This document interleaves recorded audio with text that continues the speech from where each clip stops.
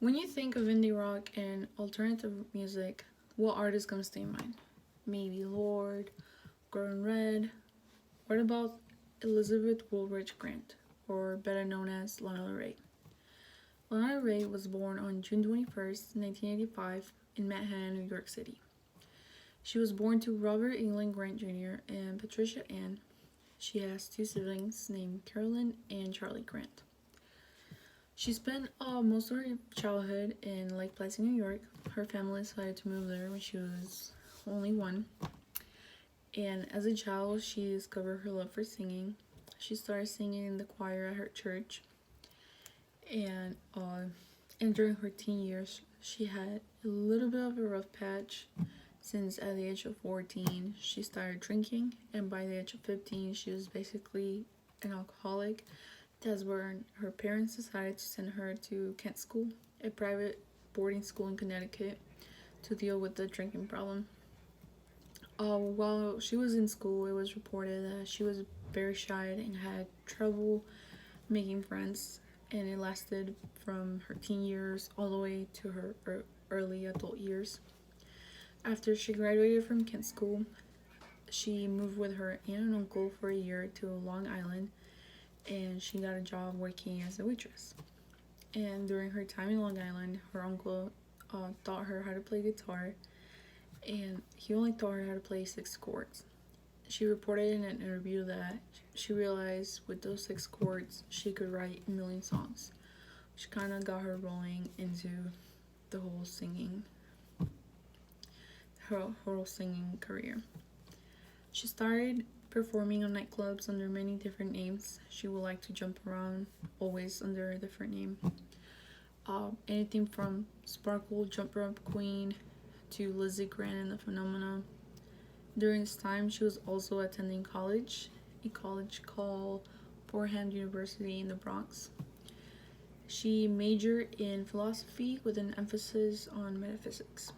She stated in an interview that she got attracted to the subject because she grew up religious. She is or was Catholic, and she always grew up with the idea of God, and she was always very interested in existential questions such as who are we, where do we come from, what happens after we die. So that kind of got her interested in the whole philosophy and the metaphysics field. It wasn't until 2007, when she was a senior in Fordham University, she submitted a demo tape of acoustics to a record label called 5 Points, where they offered her a contract for $10,000.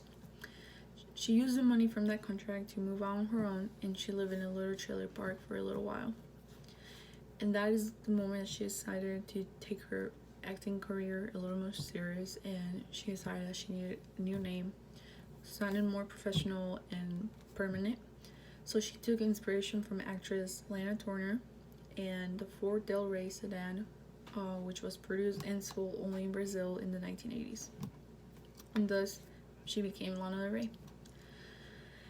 She finally got her big break in 2011 when she uploaded a self-made video for her song Video Games, which absolutely blew up on YouTube.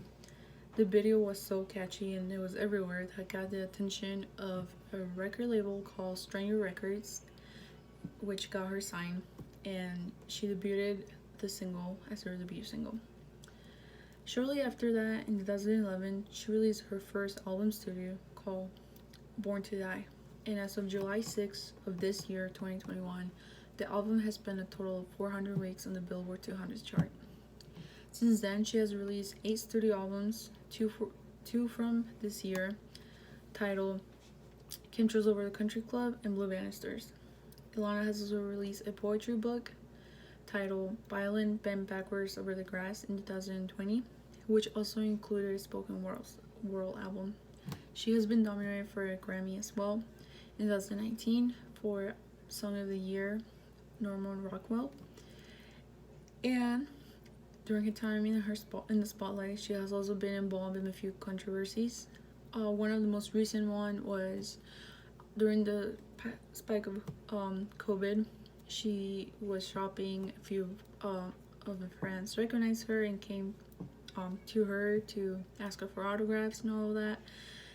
She was wearing a mask, but the mask had holes in it, and a lot of people criticized her for it because this was when COVID was extremely high, around March, April 2020, and she had to make a public statement saying that there was a plastic barrier in the mask, and the mask was actually covered.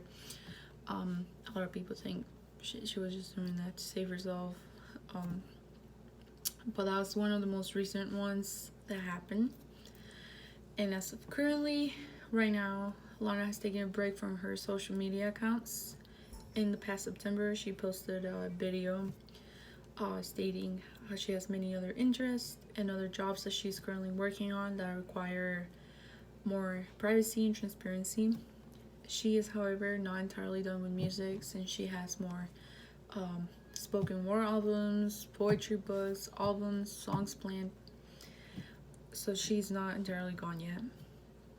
Lana is an incredible, talented singer and writer. She has overcome many obstacles to be where she's currently at today, and I highly recommend giving her music a shot. She is super amazing, and see it for herself. And thank you. Have a good night.